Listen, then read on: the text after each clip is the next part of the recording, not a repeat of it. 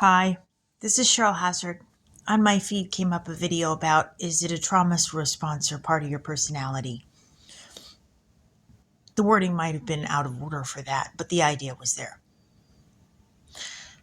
Anyway, so some trauma responses might be brain fog, not processing a conversation, being a people pleaser, exhaustion, confusion, sadness, agitation, numbness, which I've had that, disassociation, feeling shocked, panic attacks. I've had those. They really are no fun. Like they suck monkey butt dramatically. And I apologize to all the monkeys I might have offended. Hey. Irritability, detachment, depression, shame, and guilt. And, a lot of the shame and guilt, may have been experienced because, I've had that where I took responsibility for things that I didn't do or felt like I was at fault for things that I didn't do. Because, when you've been manipulated long enough, you begin to feel like it's your responsibility for everything. You get blamed for everything bad that another person does. The person doesn't tell you all the facts and you feel like it's your fault. You only see your side, but they didn't tell you the truth about it, so you made a wrong decision because they weren't honest with you, or any number of those things. And that's happened to me.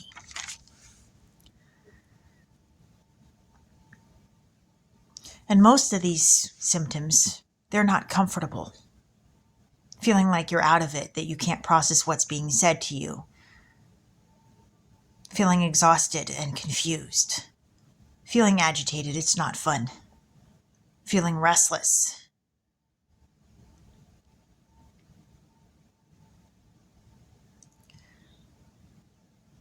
And the detachment, kind of the numbness and the detachment, they feel strange when they hit you. They've hit me hard. But weirdly enough, when I was surrounded by people in my neighborhood where I didn't really want to run into them and I didn't feel connected to them, and there were certain people where the relationships had just ended, and I felt numbness and detachment, it felt really good. The symptoms that were supposed to be a symptom of trauma, it was actually a relief to feel them. The other symptoms weren't so fun.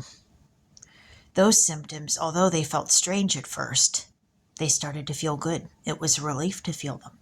At least for me it was. I can't say that that would be true for everyone. I don't know.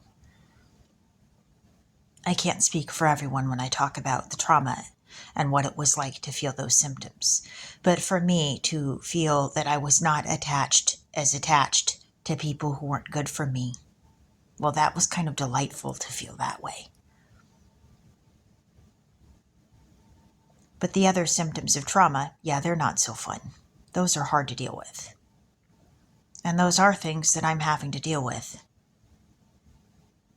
I've definitely been through my share of traumas. And I didn't know how hard they could hit.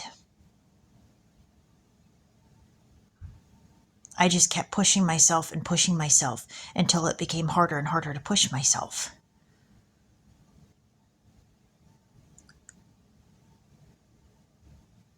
And yes, there's supplements that can help with trauma, like theanine, tyrosine, magnesium for stress. But we also need God.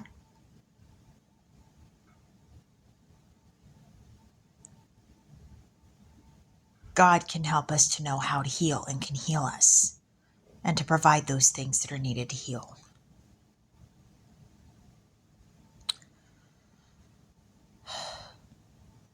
And so, yes, I believe I do know what it's like to have the symptoms of trauma, and I underwent traumas. But everybody's got a different story.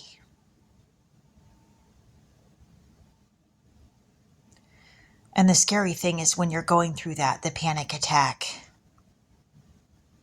not feeling connected to people, feeling numb, you feel like you're alone, like you're the only person in the world who knows what that feels like.